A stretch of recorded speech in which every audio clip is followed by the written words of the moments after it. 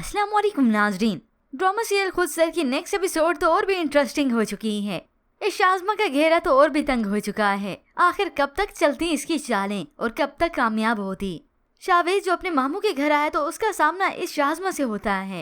वो तो उसे देखकर हक्का बक्का रह गया और शाज़मा का दम घुटने लगा और भी कि बेटा मुझसे बर्दाश्त नहीं होता था और ये क्या, शावेज का ये मामू ही निकल आया। सुबहान आया तो बाहर जाकर मुंह फुलाकर खड़ी हो गई क्योंकि अब उसे शावेज के आने से इतराज है। खाने की टेबल पर भी तो इसका मुंह ही बना रहा। शावेज और सुबहान अहमद के बेटे की तो काफी अच्छी बॉन्डिंग है, मगर सुबहान को खाने की टेबल पर इसका ये रवैया समझ नहीं आया, इसलिए शाज़मा गई तो उसके पीछे चला आता है।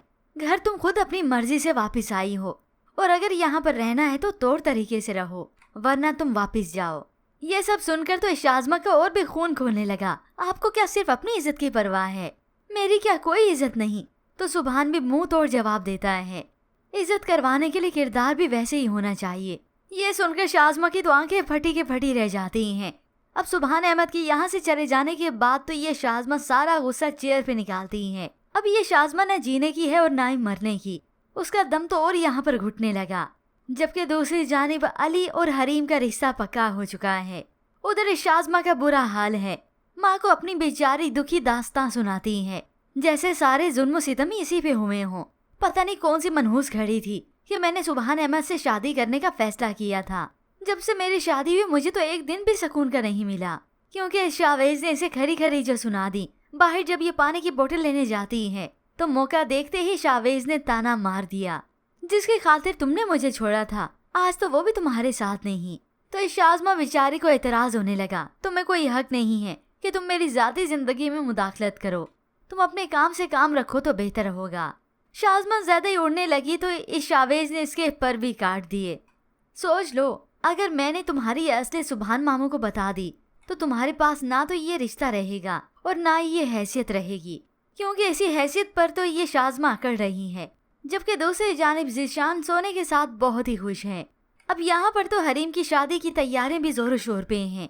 घर में खुशी से समा होता है और बिल आखिर वो दिन भी आ गया जब अली और हरीम का निकाह होता है।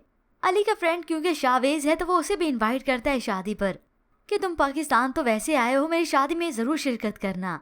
तो ये शावेज इनकार कर ही ना सका और वैसे भी तो उसे ब्रेकिंग न्यूज देनी थी। शावेज आकर अली को बुके देता है, मुबारकबाद देता है।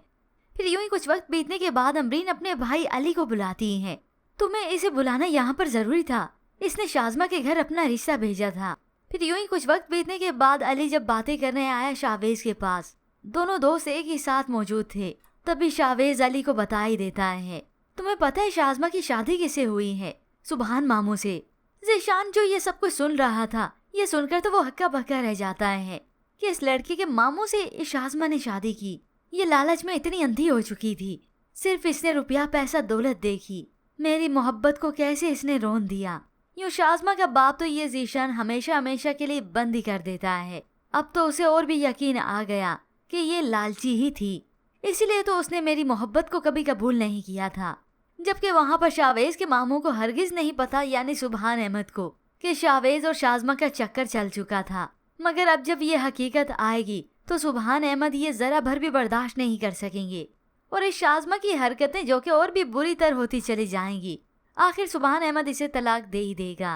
मगर व्यूअर्स, ऐसे में आपको क्या लगता है? मजीद ड्रामा रिव्यूज के लिए आप देखते रहिए उर्दू टीवी।